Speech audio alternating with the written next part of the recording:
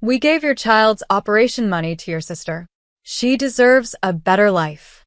Dad said it like a badge of honor, not betrayal. Mom nodded beside him, smiling faintly, as if ruining my child's chance at surgery was some moral triumph. The air went silent. Even the sound of the ceiling fan felt too loud. I didn't cry. I didn't shout. I just looked across the table at my fiancé, Daniel. His hand was already tightening around mine under the table, steady, protective. My sister, Clara, smirked and said sweetly, "You'll understand one day, Mia. Life rewards those who make something of themselves." Something in me broke quietly. Dad leaned back, sipping his tea. "Clara's opening a boutique. She needs that money more than you do. Your son's surgery isn't life or death. It can wait. But your sister's dream? That's an investment." Daniel stood up slowly. Calm. Controlled. "Mr. and Mrs. Harper," he said, voice low but sharp. "Do you have any idea what you just said?" Mom frowned. "Sit down, Daniel. Don't make this dramatic. We raised Mia to share. You, of all people, should understand family sacrifice." Daniel's jaw flexed. "You want to talk about sacrifice? Fine." He reached into his pocket, pulled out his phone, and unlocked the screen. "Should I tell them what I do for a living?" Clara's confident smile wavered. Dad blinked. "What do you mean?" Daniel turned the screen toward them, and the color drained from Clara's face. "Because if I do," he said softly, "this entire conversation changes." Daniel's calmness was terrifying. He didn't raise his voice. He didn't even blink. He just looked at my parents, two people who had stolen my child's future, as if he was finally seeing them clearly. Dad crossed his arms. "Don't start threatening us, son. We did what we had to." Daniel's tone stayed level. "No, you did what you wanted to." He turned the phone around, the screen displaying an email header. "Harper Family Financial Audit. Confidential access granted." My father's face went pale. "You're in finance?" he asked slowly. Daniel smiled without warmth. Close. "I'm a forensic accountant. I specialize in tracing misused funds, especially charity and medical donations." Clara's hand froze on her glass. You can't be serious." "Oh, I'm very serious," Daniel said. "Do you know what happens when someone reroutes designated medical funds into a private account? It's called fraud." Mom's voice trembled. "You wouldn't report your own family." Daniel looked at me, then back at her. "I don't need to. The hospital already did when they noticed the withdrawal trail. I just confirmed where it ended." My sister's lip quivered. "You checked my account? You used your full name for the transfer," he replied. Not exactly subtle. Dad slammed his fist on the table. "We're family." Daniel leaned in, eyes cold. "Then act like it.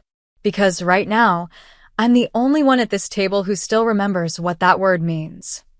Silence. Heavy, humiliating silence.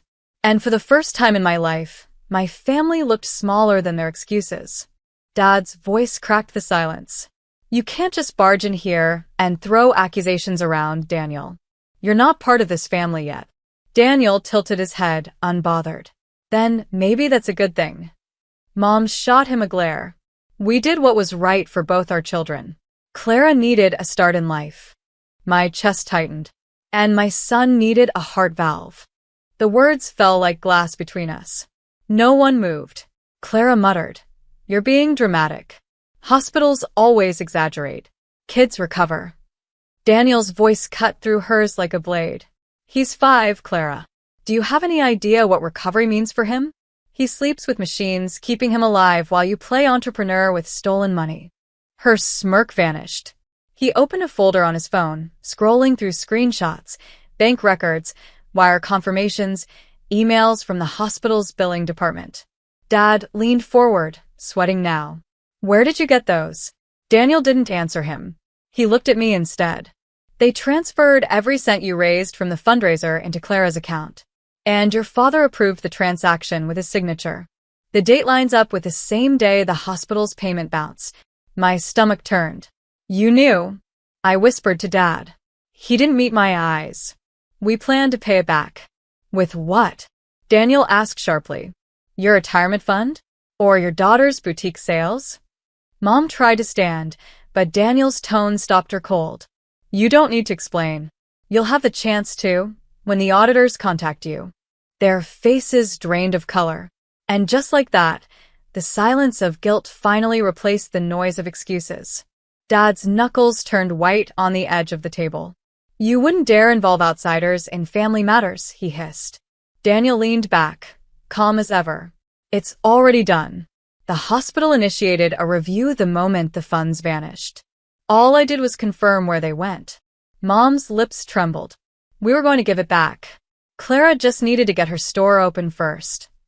Stop, I said quietly. You didn't borrow it. You took it. From your grandson's surgery fund. And you justified it because you thought I'd stay quiet like always. Clara's eyes darted between us, her bravado crumbling. Mia, I swear, I didn't know it was his money. Dad said it was extra from the fundraiser. I laughed softly. There was no extra. Every dollar had a name on it. Donors who trusted us.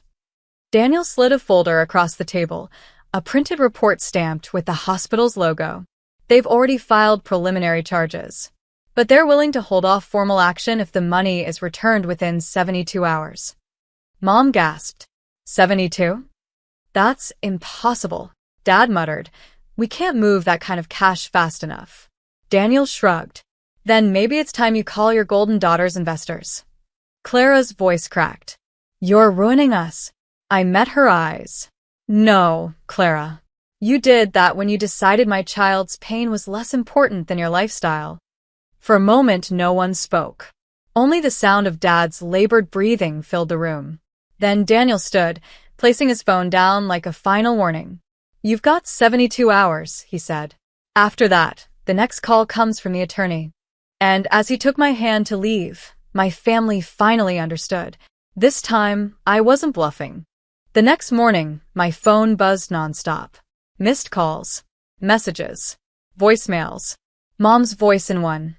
Mia, please don't do this. We'll fix it. We just need more time. Dad's in another. You're not thinking clearly. You'll destroy your own family. But I was thinking clearly for the first time in my life. I stared at the calendar reminder Daniel had set. 72-hour deadline expires Friday, 9 a.m. The day crawled by. Daniel worked quietly beside me, laptop open, checking wire records. He didn't speak unless necessary, just placed a comforting hand on my shoulder whenever my resolve started to waver. On day 2, Clara called from an unknown number. Mia, please. The boutique's launch failed. I can't get investors. Dad's freaking out. Mom won't stop crying. I said nothing. She exhaled shakily. You've changed. You're cold. I smiled faintly. No, Clara. I just learned to match your temperature. Silence. Then she whispered, I never thought you'd actually go through with this. You never thought I could, I replied. The final night, Mom showed up at my door, makeup smeared, hands trembling. She didn't speak at first. She just held out a check. We sold the cottage. It's all we had left. I looked at it, $48,000. The exact amount they'd stolen. I hope your sister learned something from this, she said quietly. She won't, I answered. But I did. When Daniel submitted the repayment confirmation to the hospital the next morning, the legal department sent a simple message back. Case closed. Funds restored.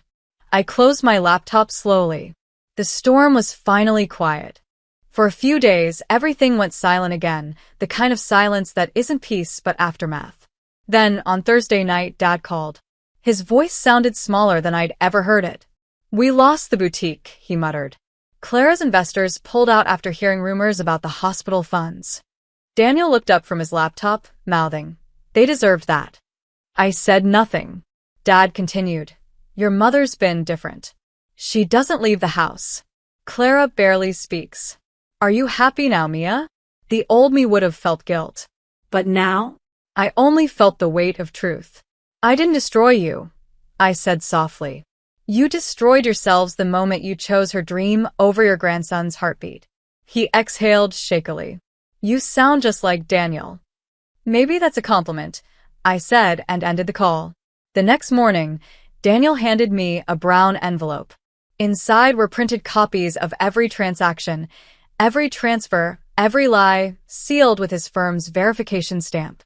"This is for your records," he said. "Not for revenge, just protection. You've earned the right to never be manipulated again." I stared at him, emotion rising. "You did all this for me?" He smiled faintly. "For you, and for that little boy upstairs who deserves parents who can sleep at night." That night, as I tucked my son into bed, his tiny hand curled around mine. For the first time, I didn't feel powerless. I felt anchored. They'd spent their lives teaching me that silence was strength. But Daniel taught me something better. Silence isn't power. Truth is. And now, the truth belonged entirely to me.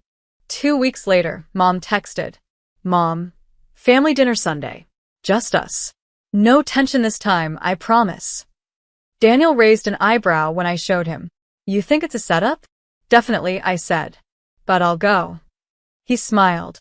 "Then I'm coming too." When we arrived, the atmosphere was too calm. Table perfectly set, candles lit, the smell of roast chicken filling the air. It was their classic distraction tactic. Make it feel like love, so you forget the wound underneath. Clara greeted us first, fake smile in place. "You look well," she said. "So do you," I replied, scanning the empty walls. "Where are your boutique posters?" Her smile flickered. I took them down. Rebranding. Dad cleared his throat. "We wanted to talk about moving forward."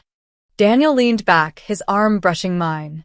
"Before we move anywhere, you should know, your daughter's financial record is clean again. But if any of you try touching her name or accounts again, I'll make sure the next audit isn't private." The silence was instant. Mom reached for my hand. "Mia, I know we hurt you. I know we don't deserve forgiveness. But we're trying." I studied her face, older, tired, deflated. For the first time, she wasn't speaking from superiority. She was speaking from loss. "I believe you," I said softly. "But forgiveness isn't a restart. It's a boundary." Dad nodded slowly. "You sound just like your grandfather." That made me pause. "Grandpa." He looked down. Before he passed, he told me something I never understood until now. I waited. He met my eyes, voice breaking. He said, "One day, you'd be the one who saves this family from itself."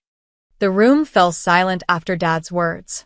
For once, there was no defense, no guilt-ridden speeches, just the raw quiet of people realizing what they'd become. Mom wiped her eyes. "We thought control meant love. That giving everything to Clara was protecting the family's image. But all we did was destroy the only person who kept us human."